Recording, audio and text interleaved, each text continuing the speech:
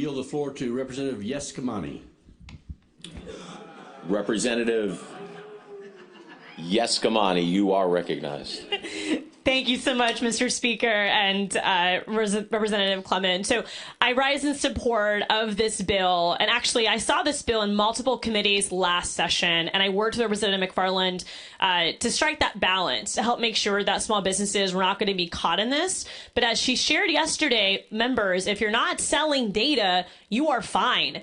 If you are not making money of personal identifying information, then you are fine. Now, as was already stated, sometimes you like that preference. I know when I'm on Instagram, I feel like Instagram knows me.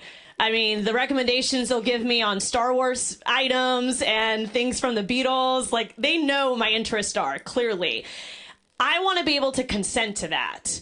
Because as Representative Fine already stressed, it's not okay if you don't have control over that data, because sometimes the convenience factor is ideal for us, but especially when it comes to vulnerable populations or folks who just have no comprehension of the type of information that companies have about them, it can be really uncomfortable for not have permission to share your data.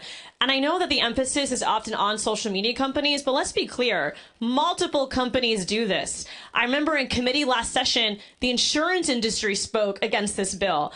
And I was so shocked by that because I had no idea that insurance companies make money off your data.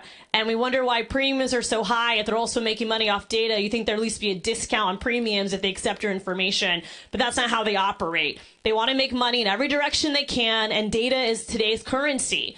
And so we have to protect it. It's a privilege to have access to information like where I am and what I do and the things that I like online.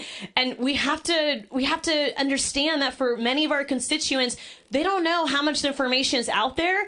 And there's potential for security breaches. And we've seen that with state agencies and with private companies. If we don't put some sort of teeth into securing that information, then these companies are going to be continuously mining our information and operating without protections. And that is dangerous, members.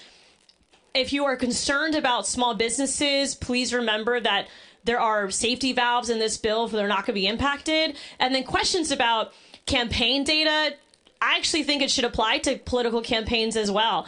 I don't share my list with anyone. I don't sell data. I don't mine data. I think it's unethical to do things like that. And I unsubscribe to multiple political emails every day because I didn't ask for that.